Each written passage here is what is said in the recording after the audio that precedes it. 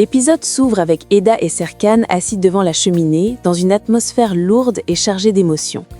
Eda lui demande comment a été sa journée. Il explique calmement que malgré les apparences, la journée s'est bien déroulée. Selon lui, elle n'a fait que confirmer ce qu'il pressentait depuis le début. Ferit n'est pas un homme honnête. Serkan ajoute qu'Eda, une fois de plus, l'a surpris par son intelligence et sa capacité d'analyse, même si elle manque encore d'expérience dans ce monde d'investisseurs et de stratégie.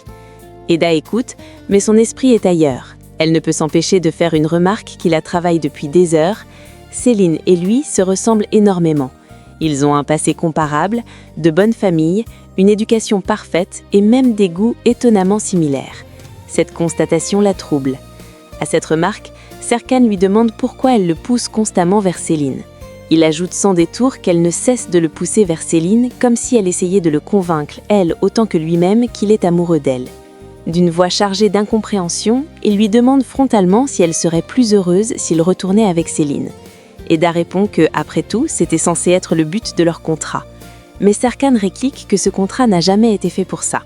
Elle rappelle que leur arrangement n'était qu'un mensonge destiné à protéger l'image de Serkan, jamais une promesse de retour vers son ex. Puis, une fois encore, Eda pose la question qui la hante et qu'elle lui pose inlassablement « Est-ce que tu es amoureux de Céline ?» Serkan lui souhaite une bonne soirée en guise de réponse quand Ferit et Céline arrivent. Céline, avec son enthousiasme habituel, propose de travailler un peu sur les investissements, de revoir certains dossiers. Mais Ferit lui dit qu'il est tard pour parler travail. Voyant la situation un peu tendue, Eda propose une promenade à Ferit. Il accepte. Il laisse Serkan et Céline seuls. De leur côté, Engin et Puril sont en train de dîner. Engin, nerveux, essaye de distraire Puril en lui demandant si la nourriture est bonne, mais elle lui dit qu'il n'a presque pas touché à son assiette. Elle lui dit qu'il est tendu, comme s'il attendait quelqu'un d'autre, quand très vite, Seren fait son entrée. Puril comprend alors ce qui se trame. Engin finit par prendre la parole et explique avoir organisé ce dîner en pensant naïvement qu'il pourrait s'excuser auprès des deux en même temps pour son comportement d'hier. Lorsque Puril entend cette absurdité, sa colère éclate. Elle le confronte sans détour, lui reprochant son manque de respect et son immaturité. Elle lui explique qu'on ne demande pas pardon à deux femmes en même temps, surtout lorsqu'on les a toutes les deux blessées profondément. Humilié et incapable de répondre, Engin reste figé tandis que Puril quitte la table, la tête haute. Seren, déçue elle aussi, lui fait comprendre qu'il ne comprend décidément rien aux femmes avant de partir à son tour, laissant Engin seul face à ses erreurs. Plus tard, Ferit discute seule avec Eda. Elle lui confie être surprise par son mariage avec Céline, avouant qu'après la dernière fois, quand ils ont écouté Céline et Serkan à leur insu, il aurait peut-être dû faire marche arrière. Elle lui demande alors comment il a convaincu Céline. Ferit lui dit qu'ils ont trouvé un compromis. Malgré tout, il lui souhaite bonne chance. Puis Ferit lui demande à propos de la journaliste qui a divulgué son contrat avec Serkan. Eda l'interrompt et lui promet de garder le secret, pas pour Céline et lui, mais pour Serkan, parce que si Serkan apprenait la vérité, il serait sans doute très déçu. À ces mots, Ferit la remercie et lui promet de ne jamais oublier sa gentillesse, mais elle le remercie simplement d'être assis là avec elle. Ils s'échangent des sourires sincères. Pendant ce temps, devant la cheminée, Serkan confronte Céline au sujet de Ferit. Il lui dit clairement qu'il ne lui fait pas confiance, qu'il le trouve trop ambitieux et dangereux, et que s'il se marie, il ne le laissera jamais entrer dans l'entreprise. Céline comprend alors que cette invitation au chalet n'était pas destinée à rapprocher tout le monde, mais à la dissuader. Serkan confirme. Blessée, Céline lui reproche son besoin maladif de tout contrôler, son incapacité à laisser les autres faire leur propre choix. Quand le téléphone de Serkan sonne, fidèle à lui-même, il répond qu'il a dit ce qu'il avait à dire. Céline quitte la pièce en lui souhaitant bonne nuit et s'en va en colère. Serkan décroche, c'est Engin. Il lui dit qu'il ne va pas bien, qu'il est complètement perdu et demande s'ils peuvent parler. Serkan accepte. Mais Céline, n'étant pas vraiment partie, s'est cachée pour écouter la conversation de Serkan. Engin lui avoue qu'en une seule journée, il a réussi à perdre 2 femmes. Il reconnaît être obsédé par Puril, mais ressentir aussi quelque chose pour Seren. Puis Engin lui demande où il est. Serkan lui dit être à la campagne avec Ferit, Céline et Eda au chalet. Engin lui dit alors de saisir cette occasion pour avouer ses sentiments à Eda. Mais Serkan lui dit qu'Eda, sans dire son nom, ne le veut plus près d'elle. Engin lui explique qu'il ne peut pas vivre sans elle, qu'il cherche toujours des excuses pour l'appeler, qu'il sourit dès qu'elle est là. Serkan nie encore, affirmant qu'Eda ne l'aime pas et qu'elle a choisi un autre chemin.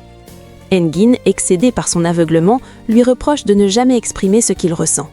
Serkan, ne voulant pas s'épancher, souhaite une bonne nuit à Engin et raccroche. Durant cette conversation, Céline écoutait sans vraiment savoir de qui il parlait exactement, mais pense qu'il s'agit d'elle. Chez Aydan, elle vient voir son mari qui voulait lui parler.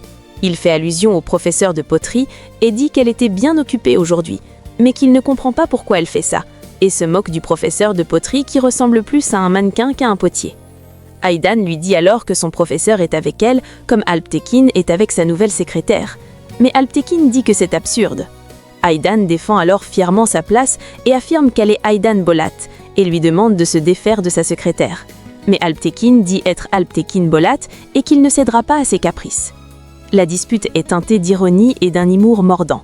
En quittant la pièce, Aydan lance que sa veste est trop petite pour lui. Alptekin sourit, visiblement heureux. Quand vient l'heure de dormir, Serkan entre dans la chambre. Eda dort profondément. Il s'approche, la regarde longuement, son visage adouci par une tendresse qu'il ne montre jamais en journée. Il lui souhaite bonne nuit et dit qu'elle est encore tombée comme une étoile. Ses yeux trahissent ses sentiments bien plus que ses mots.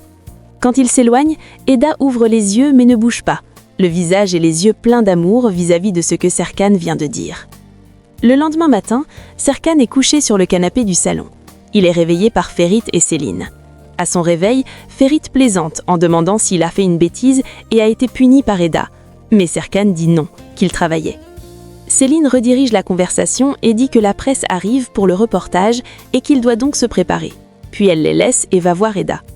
Peu après, Serkan est fin prêt quand Eda descend les escaliers. Elle est magnifique. Devant Serkan, elle le complimente sur sa tenue. Mais Serkan est ailleurs. Il ne cesse de la regarder, il est subjugué. Elle continue en demandant si elle est assez bien comme future épouse d'un héritier de l'entreprise et qu'il faut dire merci à sa mère. Serkan parle enfin et dit qu'elle ne pourrait pas être plus belle. Eda sourit mais lui fait remarquer qu'il dit toujours ça. Mais Serkan lui assure que ça vient de son cœur.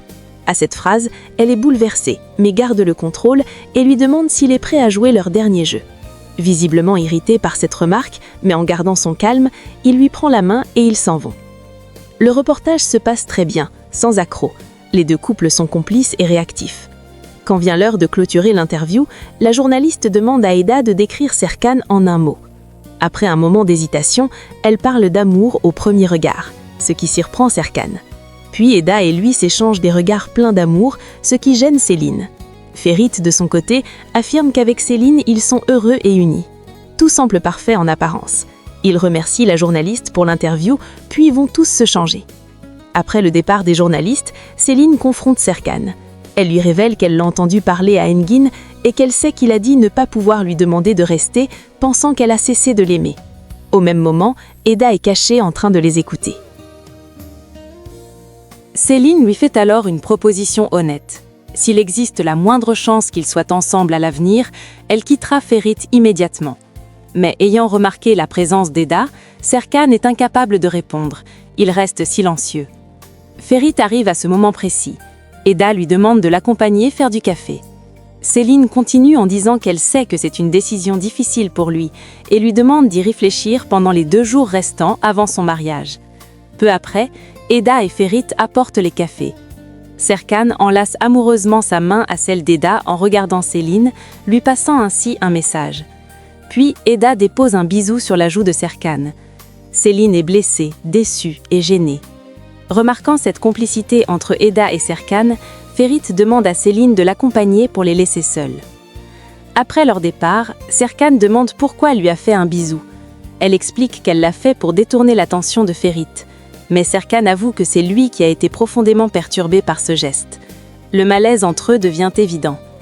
En parallèle, Engin retrouve Seren, qui se fait passer pour une simple stagiaire afin d'éviter les ragots. Il s'excuse sincèrement, reconnaissant sa stupidité. Leur échange est maladroit mais honnête, laissant entrevoir qu'il n'est pas totalement exclu de sa vie. Pendant ce temps, chez tante et les sœurs, Fifi lui dit qu'elle risque la faillite si elle ne trouve pas de gros clients. Mais Eifer lui dit qu'elle n'a pas ce genre de relation. Fifi insiste. Eifer lui dit que peu importe ce qui va arriver, ça ira, puis demande à Fifi de ne rien dire à Eda, du moins pour le moment. Eda et Serkan sont en voiture. Eda lui demande pourquoi il a hésité et n'a pas demandé à Céline de rompre avec Ferit. Serkan lui demande à son tour si ça a une importance, vu qu'elle veut être le plus loin possible de lui. Les deux ne répondent pas. Puis Eda allume la radio. La chanson qui passe décrit à la perfection leur relation actuelle, ce qui rend ce moment très beau. De son côté, Céline est avec ses coiffeurs pour son mariage. Elle trouve que ses cheveux sont bizarres et huileux, elle n'aime pas trop sa coupe. Son coiffeur lui propose alors une solution et elle l'accepte. Au bureau de Seren, elle continue de jouer le jeu de stagiaire quand une de ses collègues vient la voir pour lui demander si elle veut aller manger des sushis. Mais Seren refuse, disant qu'elle n'a pas faim. Engin, intrigué, lui demande si les sushis viennent du restaurant le plus cher de la place. Seren affirme, prétextant que l'entreprise est très généreuse avec ses employés. Engin semble comprendre, puis il dit que le fait d'avoir fait venir Piril et elle au restaurant pour se faire pardonner était une grave erreur, raison pour laquelle il est ici. Il veut s'excuser individuellement auprès de chacune. Seren le félicite pour avoir enfin compris les femmes. Céline et Ferit sont en train de goûter des gâteaux pour leur mariage, quand le téléphone de Céline sonne. C'est Eydan. Elle lui demande de passer dîner. Céline accepte. Dans la voiture, Serkan dit à Eda qu'il passera la prendre pour le bureau, mais Eda dit que ce ne sera bientôt plus nécessaire après la fin du contrat. Serkan lui dit alors qu'il va trouver une raison pour qu'elle vienne. Eda sourit. Pendant ce temps, Céline se prépare. Elle a suivi le conseil de son coiffeur. La soirée se poursuit chez Tante Eifer pendant un dîner familial avec ses amis, Tante Eifer et Erdem, où Eda affirme clairement ses rêves, finir ses études, partir en Italie, obtenir son diplôme par ses propres moyens, sans l'aide de Serkan. Elle refuse qu'il lui rende sa bourse par fierté. Tous sont impressionnés par sa détermination et la félicitent. Toujours à table, Mélo dit discrètement à Erdem de changer sa stratégie pour avoir Fifi. Elle lui dit de se concentrer sur lui et de l'ignorer, ce qui va l'attirer. Mais toujours maladroit qu'il est, il lui demande si c'est la stratégie qu'elle a essayée avec Kaan Karadahag. Pendant ce temps, au dîner avec Eydan, Céline raconte brièvement sa discussion avec Serkan. Elle dit qu'elle ne sait plus comment faire avec Ferit, qu'il se comporte comme un chat en manque d'attention. Eydan dit qu'elle comprend, mais que Serkan n'est pas une personne qui dévoile facilement ses sentiments. Céline ajoute qu'elle ne veut pas briser le cœur de Ferit. Eydan dit que ce sera peut-être la meilleure chose à faire. Puis Céline ajoute qu'il n'y a pas que le cœur de Ferit qui sera brisé, mais aussi celui d'Eda. À cette phrase, Eydan semble touché, mais reprend ses esprits en disant que ça leur passera, qu'il faut maintenant juste attendre. Eda est pensive dans son lit. Elle regarde le petit mot de Serkan quand Seren vient la voir.